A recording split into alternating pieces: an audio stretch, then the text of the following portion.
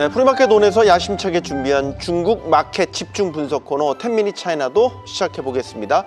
어김없이 박준석 파트너 함께하고 계십니다. 안녕하십니까? 네, 반갑습니다. 안녕하세요. 자, 지금 관세 이슈는 이제 진정한 두 주인공이 우열을 가리게 됐어요. 미국과 중국 말이죠. 자, 90일 유예라는 파격적인 조치를 또 내놨지만 중국은 예외였습니다. 맞습니다. 중국은 100 몇 퍼센트죠? 25%. 하도 많이 더해져가지고. 네. 그리고 오늘 중국이 또 미국을 상대로 85%의 관세 발효가 정식으로 된 거죠. 네, 맞습니다.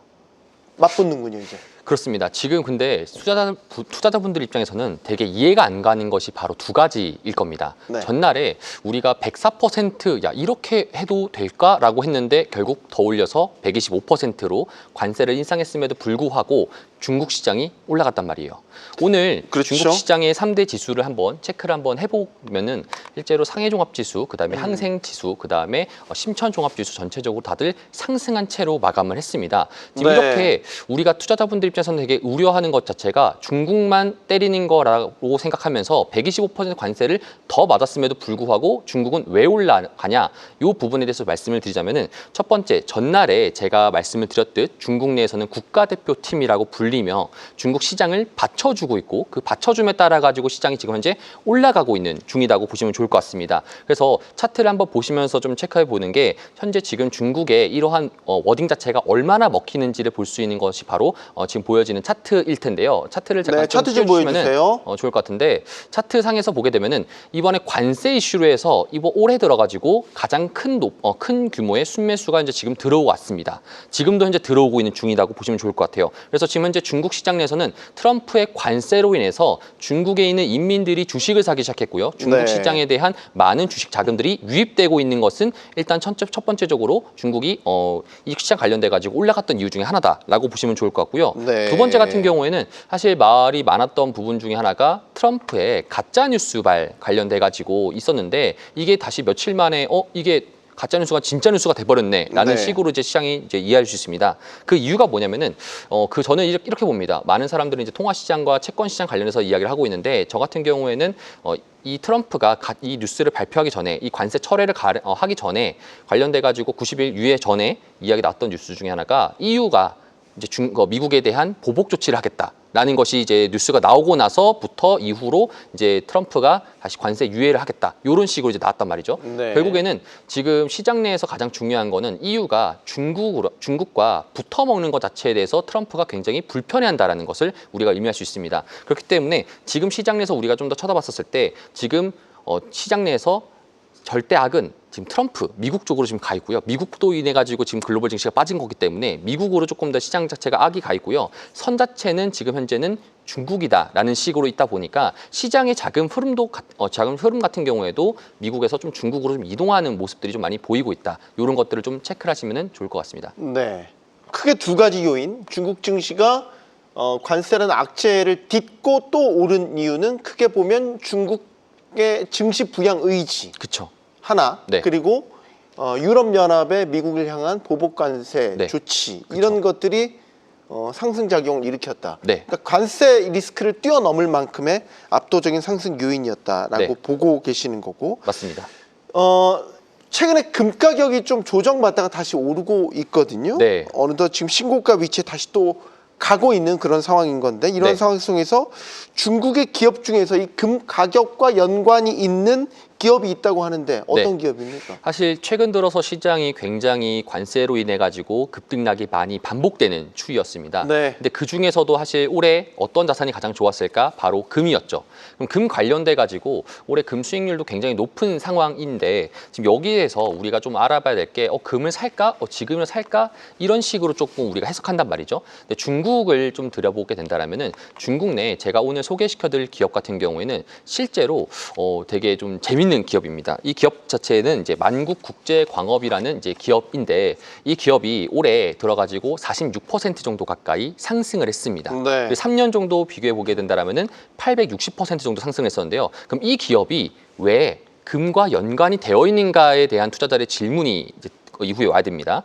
현재 이 중국은 1대1로라는 프로젝트를 진행하고 있습니다. 2015년도부터 진행을 했었고요. 이 만국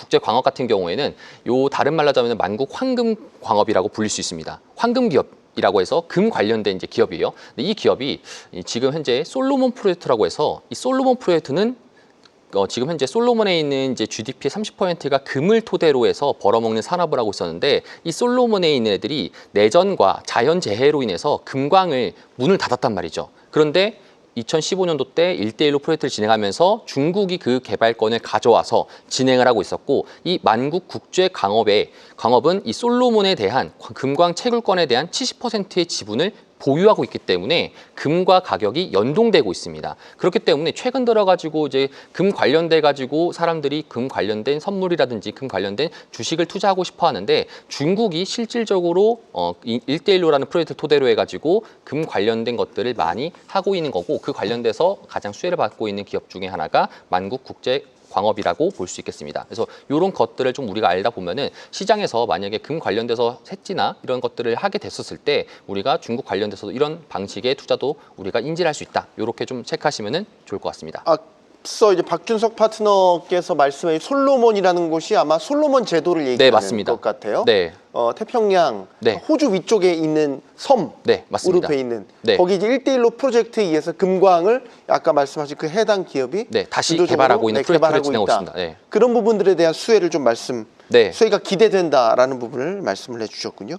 그러나 이제 가장 큰 이슈는 역시 이제 미중 간에 언제 이 무역 분쟁과 관련해서 협상 테이블이 마련될 것이냐 이 부분이 상당히 관건이 됐어요. 맞습니다. 이제 남은 게 없거든요. 미국과 중국이 이제 서로 어떤 식으로 이 매듭을 풀어 나갈지가 관건이란 말이죠. 언제쯤으로 중국 내에서의 어떤 시각, 전망은 어떻습니까? 사실 오늘 트럼프가 시진핑은 내 친구라는 발언을 했었습니다.